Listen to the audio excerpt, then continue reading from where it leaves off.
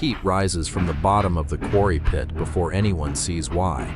The night crew smells coal smoke where no fire should exist. A radio crackles with a foreman screaming that something down there is breathing steam. Then the line goes dead, and the only sound left is a phone ringing, over and over, from 200 feet underground. The call reaches the agency at 3 in the morning. Ethan Cole is told a granite quarry outside a small town in Utah has been sealed off after workers uncovered what appears to be a fully intact steam locomotive buried at the base of an active pit. He assumes vandalism or an elaborate publicity stunt for a local museum. Victoria Hayes reads further into the file and goes quiet. She tells him the locomotive is still hot, not warm from friction, not warm from sunlight, hot, as if the firebox inside it has never gone out. Ethan says there has to be a rational explanation: buried steam pipes, geothermal venting, anything but what the report implies. Victoria reminds him that geothermal vents do not produce the smell of burning coal, and coal has not fueled a train in that region for over 100 years. By the time their car reaches the quarry access road, neither of them is talking. The pit is lit by portable floodlights, and even from the rim, Ethan can see steam curling off blackened iron far below. Workers are gathered at a safe distance, refusing to go back down. The foreman, a heavy-set man named Daniels, tells the agents his crew was blasting a new access shelf when the rock face collapsed inward, revealing a chamber that should not exist. Inside that chamber sat a locomotive, wheels sunk into stone as if it had been resting there since before the quarry was even carved. Daniels insists nobody built a rail line anywhere near this location. Public records confirm it. Ethan pulls up historical survey maps and finds nothing. No track, no spur, no station within 20 miles. Victoria climbs down first.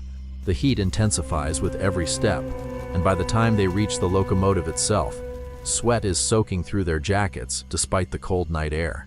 The engine is period accurate down to the rivets, a design common in the 1890s, yet the metal shows no century of corrosion. Ethan runs a hand along the boiler and pulls back immediately, cursing under his breath. It is scalding. Coal is still being consumed inside, visible through a gap in the firebox door, glowing orange in a chamber sealed under solid granite. There is no ventilation shaft, no oxygen source that could sustain a fire this long, and certainly none that could explain fresh coal in a location abandoned for a century. Ethan spends nearly 20 minutes documenting the exterior, insisting on protocol even as his hands shake from the heat. He photographs rivet patterns, manufacturer stamps, wheel gauges, anything that might tie this machine to a known builder from the period. He finds a maker's plate near the base of the boiler, badly worn, listing a rail company that historical records confirm went bankrupt in 1894 after losing an entire locomotive and its crew under circumstances the company never publicly explained. Victoria points out that bankruptcy filing happened 1 year after the fire local legend blames for the disappearance of the very train they are standing beside. Ethan calls it a coincidence twice, and both times his voice carries less conviction than the last. Then Victoria finds the cabin. Every interior surface, the walls, the control levers, the ceiling, is covered in smartphones. Dozens of them, fused to the metal as though grown from it rather than placed. Ethan approaches, expecting broken screens and dead batteries. Evidence this is an elaborate hoax staged by someone with too much money and a strange sense of humor. Instead, every single screen glows. Every single one displays the correct date and the correct time, updating in real time, despite having no visible power source and no cellular signal possible this far underground. He picks up a modern investigation theory almost immediately that this could be a film set, a viral marketing stunt, technology hidden inside a replica shell to fool exactly the kind of person standing here right now. It is a theory that fits everything except two details. The metal predates any modern manufacturing process available to build a convincing replica this precise, according to the material samples they send back to the agency lab within the hour. And none of the phones, when photographed and run through facial and serial recognition, correspond to any manufacturer, model number, or registered device on record anywhere in the world. Daniels tells them one more thing before they send him home. His night watchman, a young man named Ruiz, went missing 3 nights ago after reporting strange ringing sounds from deep inside the unexcavated rock. Nobody connected it to tonight, not until now. Victoria asks whether Ruiz carried a phone. Daniels says everyone does. When they check the cabin again, one screen near the center, brighter than the rest, displays a single unanswered call, and the name shown on that screen is Ruiz. Ethan's rational explanation collapses completely when the temperature in the cabin spikes without warning, and the phones begin ringing in unison, every screen flashing the same unknown number at once. Victoria tells him this is not a machine and never was. She says the locomotive is the Midnight Special, a runaway train that vanished from a rail spur in 1893 during a fire that killed its crew, a story local legend dismissed as folklore because no wreckage was ever found. She believes the quarry did not uncover a hidden train. It says the train has been arriving, over and over, in different forms, in different decades, collecting anyone who answers when it calls. She adds that the train has never truly been gone. It has simply been waiting for a doorway wide enough to slip through again, and every decade or so, an unlucky patch of ground gives it one.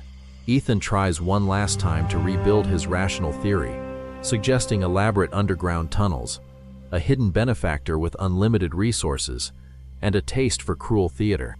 Victoria asks him to explain then how a theater prop is currently burning coal that has not been mined commercially since the 19th century, chemically confirmed by their own lab an hour earlier.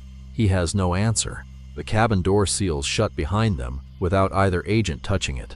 The coal fire brightens, throwing orange light across walls now humming with dozens of overlapping ringtones. Ethan grabs a crowbar and forces the door, but on the other side is not the quarry pit. It is a rail platform, empty, lit by gas lamps that should not exist in this century, extending into darkness in both directions. Victoria tells him not to step onto the tracks. She says the Midnight Special does not take passengers who walk toward it, only those who answer the call. As if summoned by her words, the loudest phone in the cabin rings one final time, and the display no longer shows Ruiz. It shows Ethan's own name. Neither agent answers. Instead, Ethan smashes the phone against the boiler, and the platform outside the door dissolves back into raw granite in an instant, as though it had never been there. The coal fire dims to nothing. The remaining phones go dark, one by one, until the cabin is silent and cold for the first time since they arrived. Ruiz is never found. The agency quietly seals the chamber, orders the quarry closed under a false environmental violation, and instructs Daniels to forget what his crew saw that night. Back at headquarters, Victoria files her report and notes one detail she chooses not to explain to her superiors. On her own phone, hours after leaving the site, a single missed call appears from a number with no area code and no listing anywhere in existence. She does not tell Ethan. She simply deletes it and hopes it does not call again. 3 days later, a new file lands on their desks marked urgent. In a coastal town in Maine, every mirror within 6 blocks has stopped showing the present. Residents say their own reflections now move seconds before they do, as if reacting to something that has not happened yet. One woman says her reflection knelt down and covered its face right before she vanished without a trace. Victoria is already reaching for her coat. Ethan stares at the file and says there has to be a rational explanation. This time, even he does not sound convinced.